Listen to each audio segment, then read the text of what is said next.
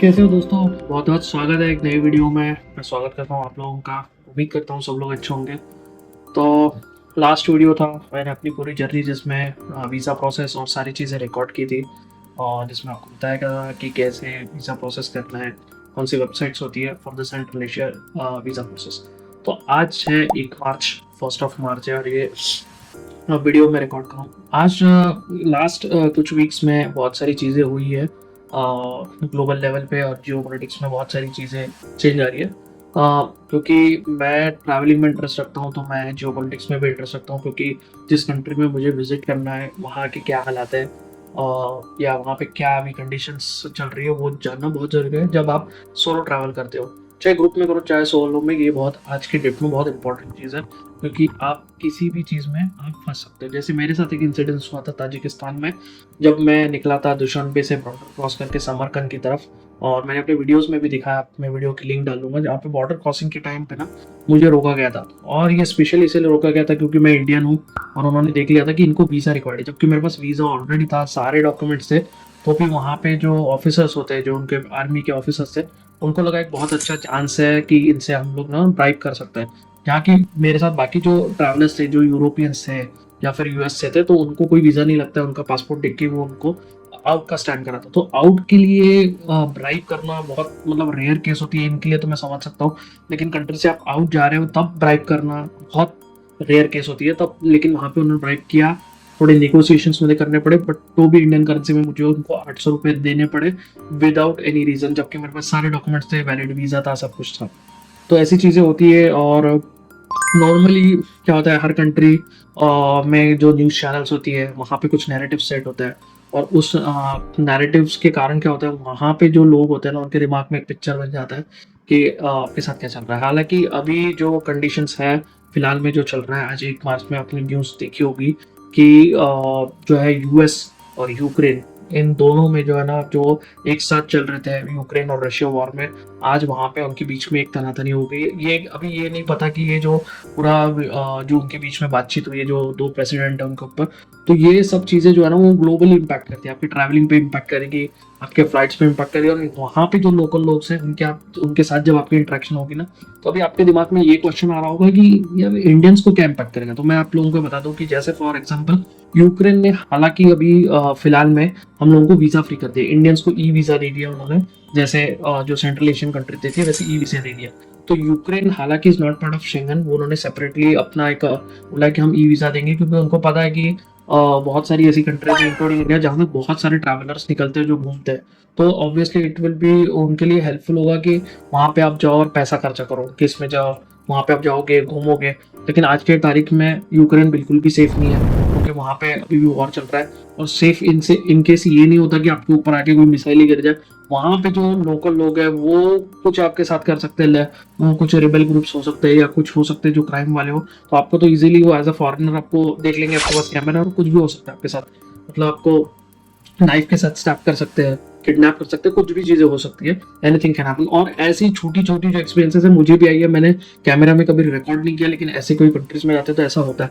हम लोग तो बहुत पॉजिटिवली निकलते हैं जब घूमने के लिए, और हमारा अपना मोटो भी क्लियर होता है कि मुझे जो है ना नॉर्मल अपना व्लॉगिंग करनी है, चीजें देखनी है और वापस आना है। लेकिन वहाँ पे क्या नैरेटिव्स बने हुए हैं, उनके न्यूज़ चैनल ने उनको क्या बताया गया है, और आपके कंट्री के बारे में उनके क्या ओपिनियंस है, ये आप कुछ बता नहीं सकते। तो ये तो बहरहाल ये खतरा तो आप विद इन इंडिया में भी है, बट इंडिया में आप जैसे जैसे घूमते हो तो आप अवेयर रहते हो कि यहाँ पे क्या चल रहा है। लेकिन ऐसे कंट्रीज में जहाँ पे आपने कभी कदम भी नहीं रखा हो, तो इट्स बिकम रिस्की। तो अभी ये एक चीज़ है कि ये जो भी चीज़ चल रही है यूक्रेन और अमेरिका में, ये ऐसा मुझे लग रहा है कि कहीं ना कहीं जो है ना यूएस ने एक्सेप्ट कर लिया, अपनी डिफीट एक्सेप्ट कर ली है। हालांकि मैंने जो देखा, I am not expert of Jio politics, लेकिन उनको बाहर निकलना इससे उनका बहुत सारा खर्चा हो गया। जैसे प्रेसिडेंट ट्रम्प ने बता दिया कि हमारे कुछ $350 बिलियन उसमें खर्चे हो गए, और उसी के वजह से उनका डेट भी बढ़ते जा रहा है। तो उनको कहीं ना कहीं यहाँ से बाहर निकलना है, ये साफ साफ समझ में आ रहा है। वो डिफिट एक्सेप्ट नहीं कर रहे, लेकिन हो गया है। तो at the same time Russia ने भी हमें वीज़ा फ्री कर दिया, वो भी उन्होंने वीज़ा फ्री है, आप कभी भी अभी अक्टूबर के बाद रशिया जो है ना आप जा सकते हो, ये फाइनल हो चुका है। तो बहुत भीड़ बढ़ेगी रशिया में भी, आपको पता है कि उनकी पास भी है, और जो फ्लाइट टिकट्स है वो भी बहुत इजीली सब लोगों को अवेलेबल हो जाएंगे।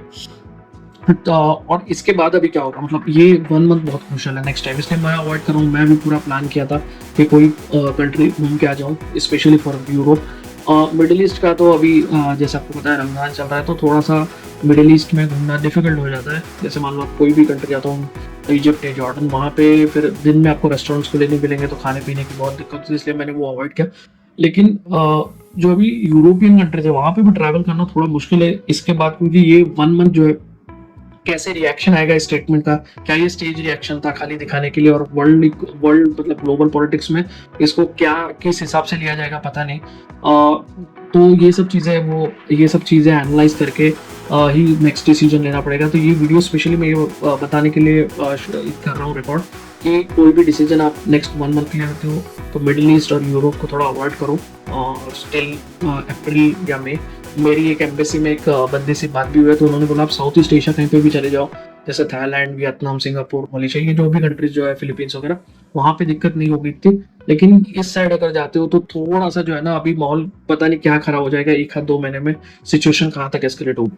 तो अभी ये भी क्वेश्चन आ रहा होगा कि क्या एस्केलेट हो सकता है और हमारे साथ क्या हो सकता है। देखो, सबसे बड़ी चीज़ होती है ना फ्लाइट कैंसिल। अगर फ्लाइट कैंसिल होती है आपकी, तो पैसा, मैंने आपको जैसे बहुत 2 वीडियोज़ में बताया कि पैसा निकालना बहुत डिफिकल्ट है आज की डेट में। और आप कितने भी आप उनको मेल्स करो, कंप्लेंट्स करो, कोई आपका वहाँ पे सुनने वाला है नहीं। वंस एक बार आपका फ्लाइट कैंसिल हो गया, तो आपने बुकिंग किया, फ्लाइट कैंसिल हो गया, तो पैसा आना बहुत आज के डेट में डिफिकल्ट है। सेकेंड चीज़ जो है सबसे इम्पोर्टेंट, जैसे आप वहाँ पे आते हो, होटल बुकिंग करते हो, आपके साथ कौन आने वाला है आपको पता नहीं है। अगर आप हॉस्टल्स में रहते हो, हॉस्टल्स में ऐसा कोई आपके साथ में आ गया जो आपके एंटी इंडिया हुए हो, वहाँ पे बहुत दिक्कत होती है। उसके बाद में आप रोड पे घूमोगे, वहाँ पे भी दिक्कत आएगी। और ये सब चीज़ें मैटर करती है, छोटी छोटी चीज़ें। हमें लगता है कि ऐसे क्या हो सकता है, कुछ भी नहीं होगा। और आप कितने भी स्ट्रांग हो, आप बहुत बड़े मतलब हो ना, बॉडी बिल्डर हो, कुछ भी हो, आप अकेले वहाँ पे कुछ भी नहीं कर सकते। वहाँ के ना आपको रूल्स पता है कुछ, तो थोड़ा सा यहाँ पे सावधानी बरतनी है। अगर कोई भी जा रहा है तो मैं तो बोलूँगा बच जाओ। अगर हाँ, ये जो बाकी जो कंट्रीज है, आप श्रीलंका चले जाओ, या फिर ये जो है दुबई वगैरह, यहाँ चले जाओ। मतलब मिडिल ईस्ट के यूएई में कहीं पे भी आप जा सकते हो, अबू धाबी, दुबई, वो वहाँ तक ठीक है। लेकिन ये जो कंट्रीज है, ये थोड़ी अनसर्टेनिटी पे है, और नेक्स्ट 1 to 1 में कुछ भी हो सकता है। तो अभी मैं बताऊंगा, क्योंकि मैं खुद चाह रहा था कि मैं शेंगन के लिए अप्लाई करूँ और यूरोप की 2 कंट्रीज कवर करूँ, लेकिन थोड़ा डिफिकल्ट लग रहा है। तो अभी देखते हैं क्या सिचुएशन है। तो फिलहाल मैं वीडियो को यहीं तक रखता हूँ, कुछ भी डेवलपमेंट होती है तो मैं अपने चैनल पे अपलोड करूँगा। Thank you very much. और जो मेरी सीरीज चल रही है, प्लीज़ मैं चाहूँगा कि आप देखो, और इस वीडियो पे भी कमेंट करो कि आपकी क्या राय है, क्या हो सकता है नेक्स्ट यूएस और जो यूक्रेन और रशिया का जो बना है टैप्स, क्या ऐसा हो सकता है कि यूएसए और रशिया साथ में आ जाए और वो काउंटर करना चालू कर दे चाइना को, या फिर एक ये पूरा ड्रामा है दिखाने के लिए कि ये लोग तो हार चुके हैं और बस इनको बाहर निकलना है। तो कमेंट करो ये वीडियो पे, बताओ आपकी क्या राय है अभी जो लेटेस्ट डेवलपमेंट हो रही है। तो मिलते हैं नेक्स्ट वीडियो में, होपफुली नेक्स्ट कुछ प्लान हो जाए तो मैं और भी अपलोड करूँगा। तो थैंक यू वेरी मच, और कमेंट करना ज़रूर।